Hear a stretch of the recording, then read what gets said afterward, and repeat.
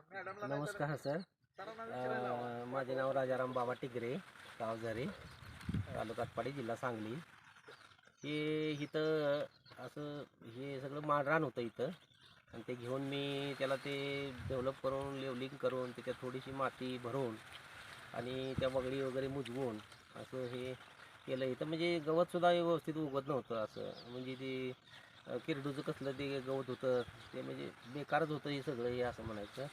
आणि पहिल्यांदाच हे डेव्हलप करून त्याच्यात आता हे पहिल्यांदाच पाणी फाउंडेशनचा तिथं कोर्स केला मी बोसेला. आणि तिथून हे आलो आणि मका केली इथं.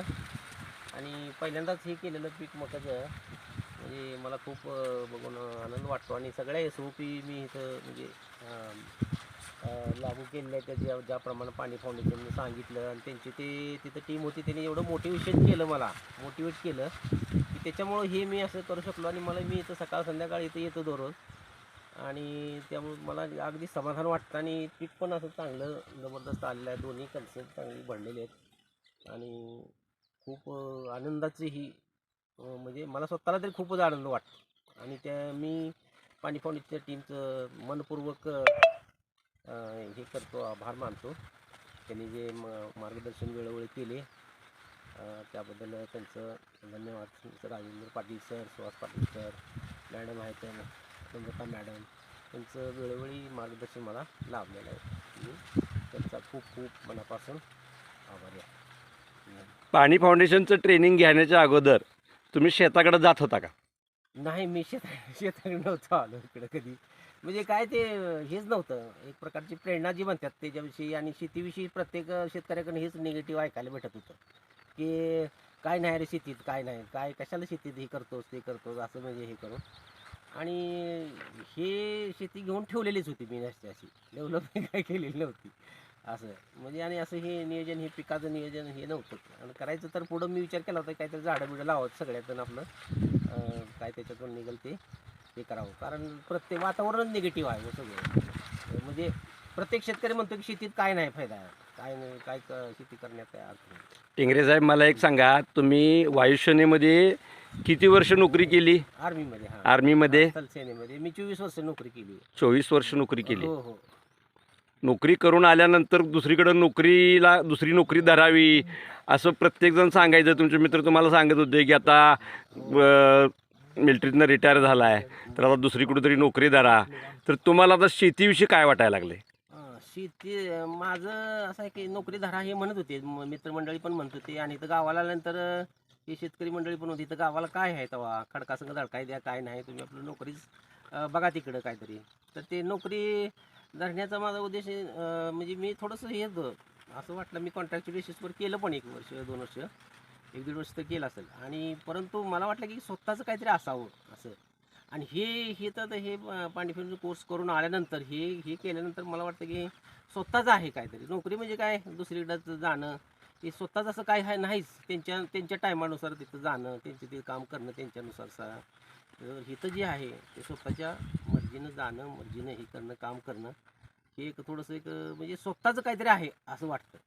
म्हणून मी इकडं थोडंसं वळलो. आणि त्यात आणखी मला पाणी फाउंडेशनचं मोटिवेशन भेटलं, त्याच्यामुळं मी आता ह्याच्याकडे वळलेलं आहे शेतीकडे. आत्ता समजा मक्याचं पीक निघालं, इथून पुढं आता रब्बीच्या काय ज्वारी आहे, हरभरा आहे, करडई आहे, सूर्यफूल आहे.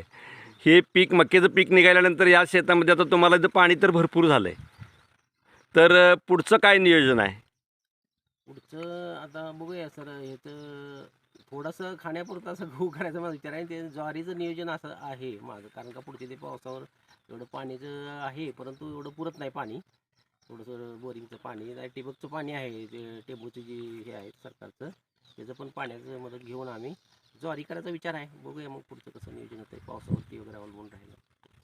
मक्केला तुम्ही पूर्ण पाणी फाउंडेशनच्या SOP पूर्ण केल्या, मक्का चांगला आहे, 2-2 कणसं भरल्यात, अगदी करमायला लागलंय. पण आता इथून पुढची पिकं तुम्ही पूर्ण SOP वापरणार आहात का? हो, SOPचा पूर्ण वापर आम्ही करणार आहोत. दशपर्णी वगैरे आम्ही ते तयार करून ठेवलेलंच आहे, ते पण पिकाला पुढच्या उपयोगी होईल. रब्बीसाठी वापरणार आहे? रब्बीसाठी आम्ही वापरणार आहे.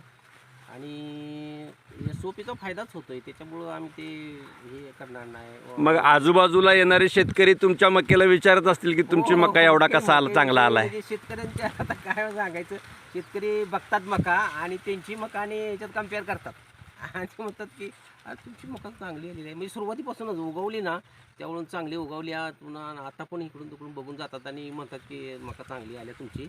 आणि त्यांची मका आणि ह्याच्या मकात बराच फरक आहे, बघितल्यानंतर माहिती पण मी बघितल्यात मका, आता इथं वरती शेतकरी आहेत ना. जरा SOP सांगा बरं, काय काय केलं शेतात सुरुवातीपासून? SOP सुरुवातीला आम्ही काय केलं, ही आता ही असा उतार आहे इकडं, मग ती आडवी नांगरट केली, उन्हामध्ये आडवी नांगरट केली होती, दोन्ही प्लॉटची उन्हामध्ये आडवी नांगरट केली.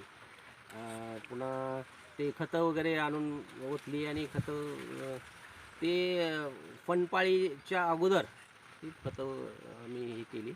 आणि बीज महत्त्वाचे म्हणजे बीज आणलं आम्ही सगळ्यांनी मिळून खरेदी केला आमच्या गटांच्यानी. तिथं घरेगावच्या तिथंच ते सुहास चौरे म्हणून त्यांचं कृषी केंद्र आहे, त्याच्यातून आम्ही ते बीज खरेदी केलं. आणि सरांनी, सुहास पाटलां सरांनी ते बायोमिक्स आणि ते बीज प्रक्रियेसाठी जे औषधं बायल आणि त्याच्या दुसरं ते औषध आहे काय ते- ट्रायको. हां ट्रायको, ते दिलं. आणि ते आम्ही प्रत्येकात मी आणि हे चंद्रकांत घोरपडे हे आम्ही दोघंच त्यांच्याच घरी जाऊन आमच्या गटातल्या त्यांच्या ज्या दिवशी पेरणी करायची त्या दिवशी त्यांची पण बीज प्रक्रिया केली. आम्ही ते त्यांना सांगितले बी अशी करायची आणि आमची पण स्वतःची ही बीज प्रक्रिया करूनच ही आम्ही पेरलेलं आहे. मक्याच्या पिशव्या आणल्या आणि डायरेक्ट पेरल्या का उगवण क्षमता तपासली? उगवण क्षमता बी आम्ही तपासली ती त्याचे असे म्हणजे थोडेसे एखादं असे ते बीज काढून त्याच्यातले असे थोडेसेच बीज आम्ही हे करून त्याची ते गोनपाट असतं त्याच्यात ठेवून त्याची उगवण क्षमता बी आम्ही तपासली. त्याच्यानंतर ते बीज प्रक्रिया बी केली आणि त्याच्यानंतर ते ट्रॅक्टरवाल्याकडून ते आम्ही पेरून घेतलं. हे असे बाकीचे आणि बाकीचे हे दशपर्णी वगैरे ते 5-7 दिवसांनी ती फवारणी वगैरे आम्ही घेतली होती. असं म्हणजे SOPचा आम्ही पूर्ण वापर केलेला आहे तसा.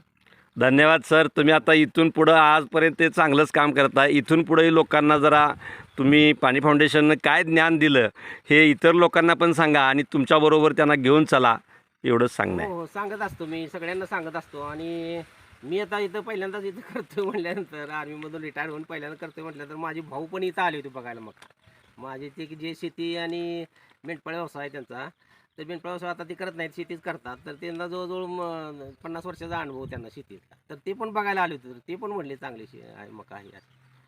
आणि ठीक आहे सर, धन्यवाद. पाणी फाउंडेशन टीमचा मी मनापासून आभार मानतो.